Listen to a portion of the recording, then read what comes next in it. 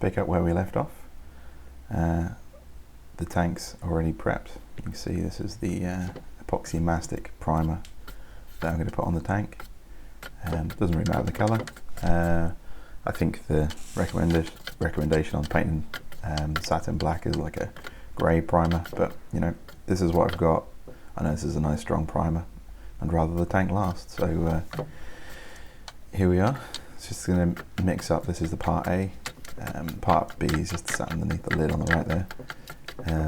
But yeah, give this a good mix up and make sure that it's homogeneous, so that it's one consistency. So that's what I'm looking for here.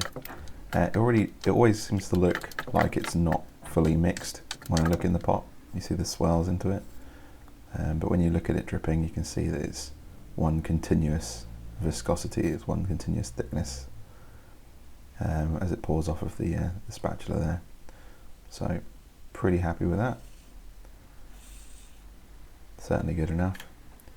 I've got these little mixing pots, and sure enough, here's our mix. What I didn't realise at this point, as you might see in the background, is dripping. Looks like these mixing pots, or at least this one, has a crack in it, which is fantastic when you're working with a paint that's got great adhesion and goes really hard. So there's going to be drips all over the floor, but you know, I guess it's going to give my garage floor an extra bit of coating. So this coat here is over the FE123 rust converter and a keyed up paint that was there already.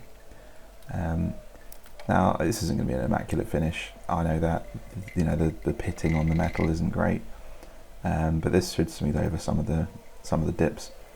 And you know, I'm doing it with a paintbrush, so there's going to be brush strokes. This isn't going to be like a mirror finish, but it should give a good, nice, strong coating for the tank. Not that I'm hoping it sees much water, to be honest. Now that I've done the repairs on the tail end of the car, I'm hoping that boot stays dry. Especially, well, it's got a cover over at the moment, so it definitely will be dry. This stuff goes down really nice. It's got a really a good thickness to it. So it's quite a nice paint. You see me trying to pick out some of the stray hairs in the brush. Unfortunately, I would say that every time you use this, I've not had any luck in cleaning it out of the brush. So I'm probably going to get a pack of cheap brushes that I keep just for painting this stuff on. And when I sprayed the boot with it, I did clean the gun up. It wasn't easy. It tends to kind of emulsify a bit when you put in the thinners, try and clean the gun up. It just turns into like lumps, so you have to strip the whole thing down. But I was pretty happy with the results. This is obviously just the bottom side of the tank first. I obviously went on to do the rest of the tank, although I didn't record all of it, I don't think. So there we go, and looks pretty decent, I think. I did take it out into the garden, as you'll see in a second. This just because it was a brief moment of sunshine. I thought it'd help with the drying. One thing I didn't record was just me spraying this down with satin black. This was just with rattle cans outside, so I don't kill myself off the fumes. But you'll notice it's suddenly turned black in this next portion of the video.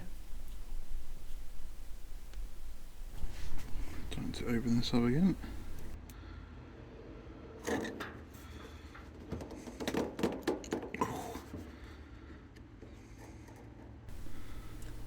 So obviously what I'm doing here is just trying to free up all of the fittings that I masked off for doing this, the painting.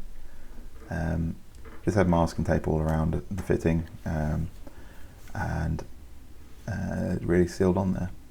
But you know, Stanley to the rescue, cut away the actual cut there. But yeah, it was really on there. That and the fact that I'd sandwiched some masking tape between the copper and the tank itself just shows how good that flat seal is, to be honest. Because it's obviously got a lot of friction there. So in with the spanner. There's no point in making this job any harder for myself. There she goes.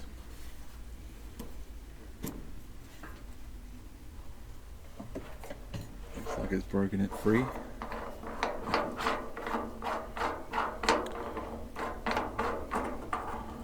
Okay.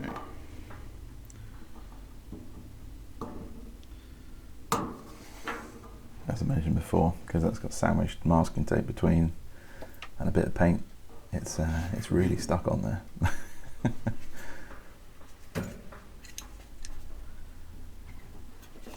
This bit makes me cringe watching it back, but you know, didn't slice my hand open, so it's always a win.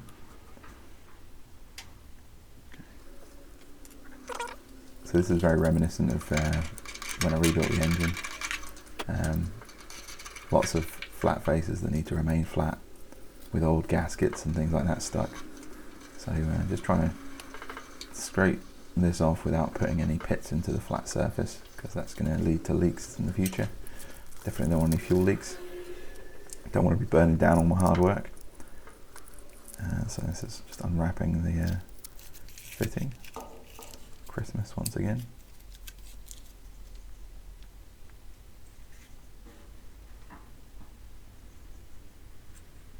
Pop that there for a second. And here's our fresh couple washer.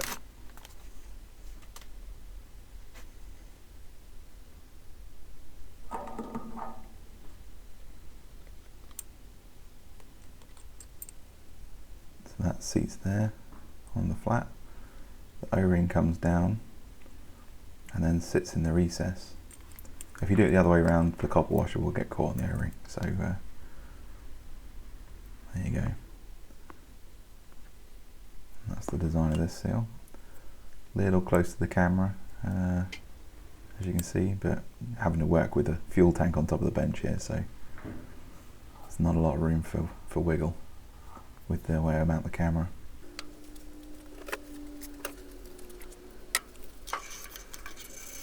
Quickly flat that off again. Just take any of the little high spots on it, clean it up, and there it goes. This will be the final time this comes out, hopefully, unless I've got any leaks down the line. So I'm just squaring up the copper washer to make sure it's nice and central. There we go. And then that's hand tight. Let's just add a few straining noises to get this bit done.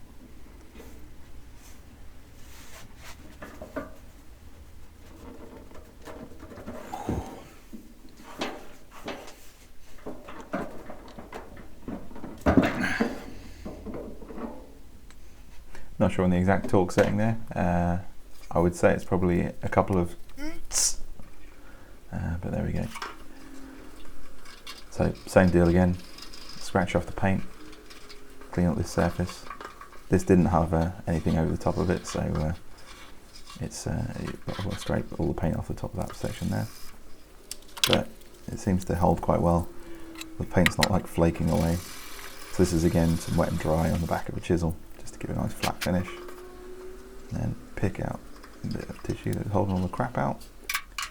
So this is the old fitting, old banjo, and then you can see here, that's the old one, really pitted, and I mean it would probably have worked still, it's just doesn't look nice, and with that pitting I don't want to run the risk of it leaking. So there we go, M12 by 1.5 thread. It's 20mm thread depth. Now I think that's actually including the banjo section from memory. But like I mentioned before, there's actually no bottom to these threads. So if you had a longer one, that would also be fine. So there we go. So it's sandwiched either side by a copper washer. These are quite small, like very thin copper washers compared to what was on there, but that should be absolutely fine. So I wasn't sure on the orientation of this, so it's just been slapped on there and twizzled about. I'll figure out which way works best once it's on the car probably, since it's only a 17mm. I'll just get a sock on the end of it, undo it, locate it, then nip it off again. And there we are, looking pretty tidy on that fresh satin black as well. Okay, so this is how I figure out which of these fittings are what, because obviously this is actually the adaptation between the bottom of the tank inlet, or is it? No, technically the outlet of the tank. It's the feed for the pump. So this is where the fuel comes out through that plastic filter section, through the alloy casting, in through this, and then this would be whatever fitting is under the car. Now it's been a while since I've been under there, but I remember there being a screw-on fitting here, and then in a mix match of Jubilee fixings and all sorts of crap under the car. So to do away with all that and have as minimum amount of joints and adapters as possible, I'll be replacing this probably with a different kind of fitting, so it adapts to a standardized like fuel line fitting, like an AN or a JIC or a JIC fitting. So I think this is actually very close to one of the JIC fittings, but this is the tank side, so this nice shiny bit is the bit that was trapped inside of the alloy casted fuel fitting. And to figure out what size this was, first off, you're going to need some references online. I know this is a metric, partly through measuring, but also partly because it's more likely to be metric than imperial on this car, but don't take that as a rule of thumb. So this is a 20 millimeters thread, so this is in the tops of the threads. This is where you'd normally measure for metric sizes. So if I have any bolts over here, here's a rusty bolt. So this one is just under 6 millimeters across, and this is going to be an M6 bolt. No idea where that came from, somewhere on the Alpha. But not to be mistaken, you don't measure across the tops of the hexes to find your sizes. So this is going to be a 13 millimeter, so it's just under. But this is going to be an M8, I'd imagine. It's just approximating here. It looks like it's an M7 maybe. Anyway, back to this in hand. This is a much larger fitting, but again is metric. So this across here is just under 20 millimeters. Now that's one of the things you're going to need to figure out. Also, if you're going to replace this fitting, you need to know the depth of the screw thread that's going in. I happen to know that the other side of this, there is no end stop. It screws into that large housing with the filter off the back of it. So the depth of this, as long as it is equal or greater than this size, as long as it's not like, 200 millimeters long or something, will be okay. So you can see that is just over 1 centimeter from the back face here, and the sealing surface is this flat surface here with a copper washer. So that's also important when looking for another fitting, is we're going to need some sort of similar mating surface, ideally the same, so that we know we're going to get the same level of seal on the tank, as good as factory, or better hopefully. So copper washer, this is the one that came off of it. I always keep these to one side. I will always aim to get new ones, but it's always good to keep the bad ones, the old ones. This is the original one from the alloy casting that goes to the tank, and this is the original O-ring that also mates with it to make that seal. I've replaced those with new ones since, so these are the old ones. I'll keep hold of these because at a push you could reuse these if you haven't got any and you need it that day. So anyway, now we know that the size, this is 20 millimeters across. It's going to make this an M20. And what can differ, and is referred to by a few different things. So this looks like a relatively coarse thread. You have metric threads, metric fines, which are usually 1 millimeter pitch. So that's the distance between the waveforms. So if you were to measure between the peaks, it would be about the same size. Let's try and measure on this one. This isn't a 1 millimeter, by the way, but you can see this is incredibly hard to get an accurate measurement. It's about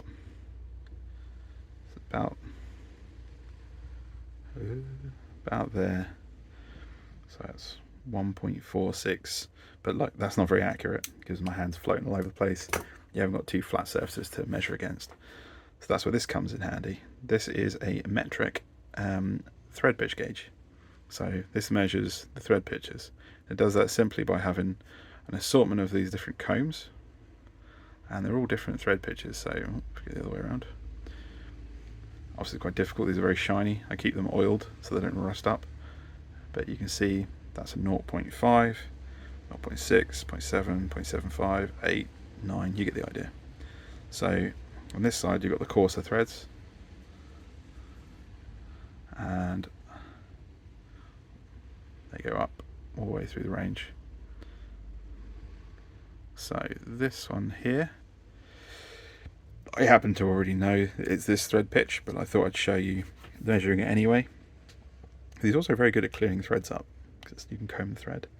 But you can see there, through there, that matches the thread pitch exactly. So we know that this is a 1.5 millimeter thread pitch, and it's a M20. So when we look for a replacement fitting for here, we want M20 by 1.2 by 1.5, and we're also going to need the depth of this, which we measured as about a centimeter, so 10 millimeters. But it doesn't matter if we're over that. Just need to make sure it's at least that, so we've got the same level of thread pinching on it, which would be nice. And a flat sealing face would be ideal. This side of it, on the other hand, is really dependent on what we want to mate to. So in my case, I'd quite like it to be an AN fitting, ideally the right fitting for a standard fuel hose that you'd use on a 3-bar system, which I think is something like a, I think it's 8 millimeter internal diameter. I'm not that familiar with these fuel fittings. I don't recall them off the top of my head. The only time I've ever really had much to deal with them is when I had my older 75, which was a twin spark, and that had a fuel cell in it, so I had to figure out my own fittings on that. So again, I'll confirm the sizes that I'm going to be using as I get on with it, but this is the first part. This is an M20 by 1.5, and we want at least a centimeter depth here, and ideally we want a flat face here. So we're not looking for anything conical or, you know, just a rubber seal. This actually looks like it has a recess in it, which is quite common around hydraulic fittings and things like that. Yeah, in this instance we're going to use these flat washers, so that's going to be our seal on the bottom of the tank. So there we go. But for now, I'm going to use this as a bung, so it's going to get a bit of masking tape. I'm just going to wrap that around the external part of the fitting that's going to be facing the weld. And the only reason I'm doing this is because without this, that alloy fitting on the bottom of the tank is going to be open to the weld, open to critters wandering in, or, you know, me dropping sawdust or wood chips, or any number of random bits of crap that fly around this garage. So just going to put this in as a bung and keep the tank sealed up until I can move forward with it. So on to researching what fittings I'm going to be using here, and on to the next part of the video.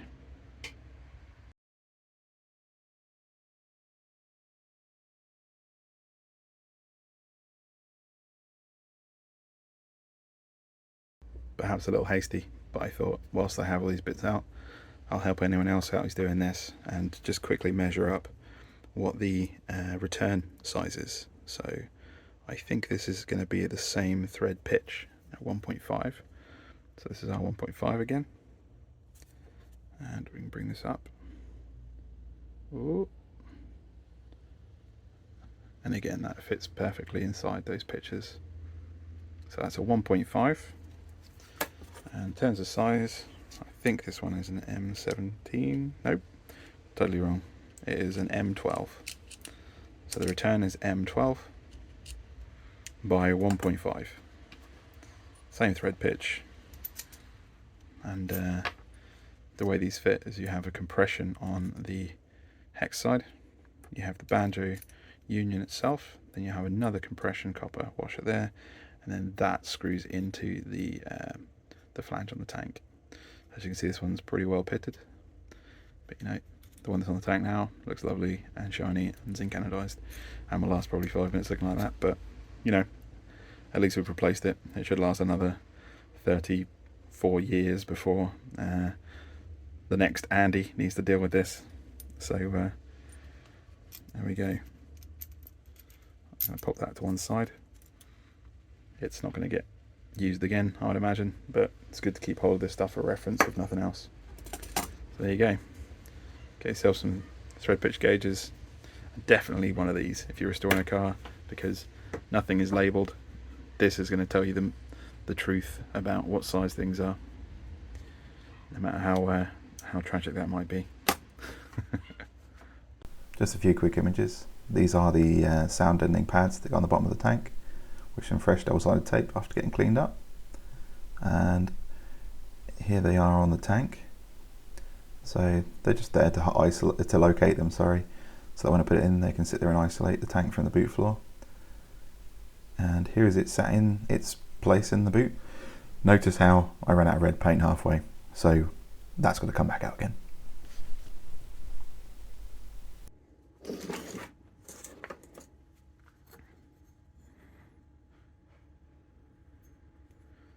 So these have had a light green abrasive clean just on the pillar drill. They've come up looking alright. This one's pretty decent.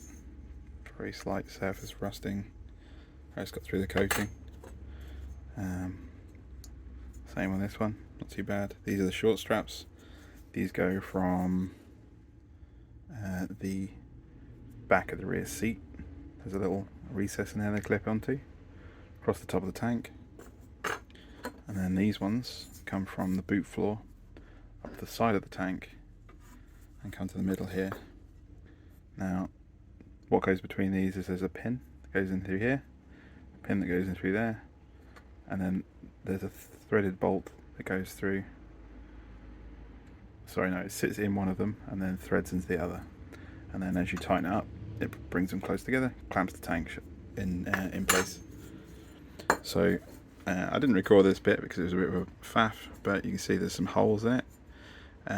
They did have some staples in there with some Velcro, which was completely knackered. So I've taken those staples out because obviously kind of useless to them being there now. They were just rusty staples and helping to aid this rust here, I think. So what I'm going to do is I think I'm going to go over this with a bit more of abrasion, a bit of sandpaper, flatten out this pitting best I can, because it's just a strap at the end of the day. It's inside the boot. It's just really locating it more than anything. I'm going to clean these up best I can. I will convert this stuff with a very light coat of the FE123, and then I will spray them black to match what they were originally. I'll also clean up these, which are the fittings that hold them together. So it looks like they were yellow passivate zinc plated, like a lot of the things on the car. So I'm going to try and clean them up, see if they look alright. These look like they were painted black originally, so again I'll clean these up, give them a quick dusting of a satin black, and then have the yellow passivated zinc coated even bolts in there. Should look quite nice in the tank. The black straps to match the tank, and then these to match some other fixings in the boot. Should pop quite nicely against the red of the boot once I have the rest of the cellulose thinners to spray the rest of the boot, of course, because one can did not do the whole boot, funnily enough. So I've got myself a litre of paint which gets thinned. It's mixed 1-to-1 with cellulose thinners, and then that should do me at least the boot. I'm hoping I can do half a litre to half a litre of thinners, and have another half a litre of the 130 red to spray up any other work I'm doing on the car. I mean, in reality, I'm not going to be doing a pro job at this stage, at least. I'm not anticipating spraying the whole car by myself. I'm anticipating that being a rather expensive part of this journey, so you know, I may as well just be spraying off a part, like in a wing, maybe something underneath the car or in the engine bay is where I'll use that paint, but we'll figure that out down the line. So these are the straps, as I mentioned. These were all collected together as parts from the fuel tank part of the boot, and today I also pulled off and cleaned up this, which is the fuel pump. This seems to clean up okay, which is good because that looks highly specific. This is just the dust boot for the end of the fuel pump. So this is a 12 volt 3-bar fuel pump. There's some more specs online. I suspect you'll be able to find the part number better than I can read it on here, if I'm honest. Looks like 0580484038. Made in France, this one. If I recall, this is an identical flow rate and pressure to the one that was originally on the car. The original one in the car had corroded through here to the point where fuel would seep out, and the reason for that is because, not this one, if I can find it, there's a clamp under the car that holds it in place, and this rather crusty looking bit of rubber sits there, and then the clamp goes around the outside and holds it in place, pinching it under the car front to back, that way around, because this is the in, and that rubber was just trapping moisture and it corroded all the way through. And when I cleaned it up, it was quite clear that it wasn't going to be serviceable because there was literally fuel coming out of the center of it. So this one I've cleaned up before and previously had painted silver with whatever I had lying around, probably something like hammerite. Didn't look particularly nice, so I've cleaned this one up again with the green wheel and the pillar drill. It's come looking nice. Not quite sure what to do with this yet. Maybe some sort of sanding to make it nice and smooth again. Not sure quite how much effort I want to put into this, if I'm honest, but give you a quick guided tour. This is the inlet side. This is 1/2 inch, this inlet. So this flat here is 1/2 inch. The little knob there is slightly higher, obviously to hold it in place.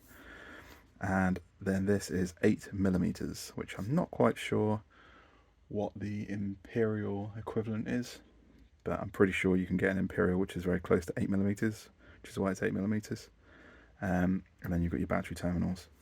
I've actually connected this up to a spare battery which I've got sat by my feet, and just to check it was running fine. It's running good. It's actually pretty quiet, especially as I was running it with air as opposed to fuel, but I'm pretty happy with that. That's next door's dog.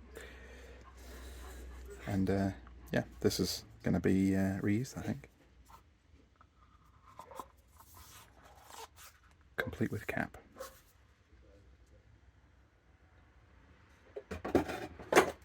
This is from the opposite side of the car, which is the fuel filter itself. Now this is pretty much brand new. It's probably had less than a litre of fuel through it, because the car's not run much since I put all the stuff back on. If I'm honest, it's sat around more than it has run. It's probably cumulatively run for about 30 seconds since the engine was rebuilt, which I have no idea what effect that's going to have on the engine. It looks well lubricated still turns over fine, it's not seized up or anything, but you know, that is a story for another day. This is from the other side of the car, and I'll probably end up replacing this, if I'm honest. It's probably going to go in the bin. I also have a selection of various hoses. I don't actually know where most of these go, if I'm honest. I know how it plumbs underneath the car, but we got this hose. This one here, which is about the same sort of length. Looks like it's got a one-way check valve or something on it. And then there's these slightly longer sections, which we've got this one here. This looks very much like the stuff that is internal to the rest of the car. So the fuel run that goes from the front to the back. Branded as Tekaflex. Now, I'm pretty sure when it goes to internal hoses, you should be using Teflon lined. So maybe that's what this is. Name like Tekaflex. but I can't see anything else on there suggesting what it's made of. We'll assume Teflon. And I think this goes from the top of the tank as a breather and then ends up over by where the fuel filler is and allows the tank to vent. This one, absolutely no idea. I'd imagine this is probably, looking at the kink, that's going to come from either the outlet of the fuel pump and then run across the car, or potentially that could be the return, so return into the tank, and then that comes from the end of the Teflon hose which terminates under the car from the interior. And then this one I'm pretty sure I put in, and it's just a loop that goes from the fuel pump to the fuel filter, and then from the fuel filter it goes directly into the, well, it goes via a bridging hose but into the Teflon lined hose, which is internal to the car, runs to the front where the engine is. So all of these are probably going to go in the bin, if I'm honest. I'm going to order fresh. I'm going to use some nice looking hose that's a bit more weather resistant where I can.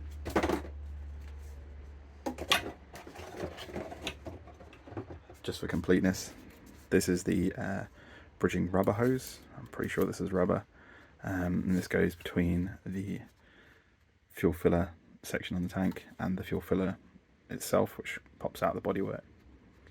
It's just held on with these, I'm not sure if they're still called Jubilee clips, but fancy Jubilee clips, which are quite cool. You undo them, you can pop this T-piece over, and then the whole thing latches open, unlike a Jubilee where you want to wind it the whole way before you get open. But that'll just clean up. It looks in good order. So next up is probably refinish the hose, order some AN fittings, so AN 8s, and I might look at this, see if I can find something at my local DIY merchant to recreate this, because this has got a bit of a crushed edge on it, and yeah, we'll see what I can find. Onwards. So whilst I was editing this video down, the cellulose thinners have turned up. Unfortunately the weather's not good enough to be doing anything spray wise, so that's probably going to be in the near future, getting the boot ready and getting everything back in there, fuel tank, electrics, all the plumbing, boot release, that sort of thing, and tidying up as I go. But I wanted to say a quick thank you, up to episode 10 now, so 10 weeks of progress on the Alpha. More's happened in the last 10 weeks than's happened in the last 10 years on this car, so you know, I'm thankful for this process working for me. Posting this up really keeps me motivated, and you guys watching and subscribing and liking these videos just helps me feel motivated to keep going. So I just want to say thanks, and here's a picture of my pooch.